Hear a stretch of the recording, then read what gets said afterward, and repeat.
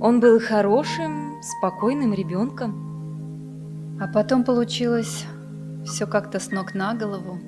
И это уже другая глава нашей жизни. Ему было где-то 3. Ну вот, где-то с 2 я начала замечать какие-то странности. Мне он казался самым умным, самым красивым, самым уникальным.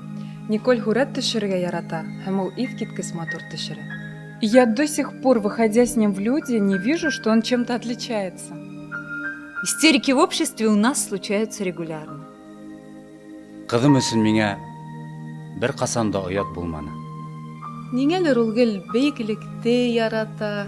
И вот у нас желание такое есть на Новый год ее на самолете или на вертолете покатать. Кызымның шундай үзенчәлекле булып туганына минең бернинди дә үкенечем юк. Ысынында бит мин уны хайламаганмын, ә ул мине хайлаган.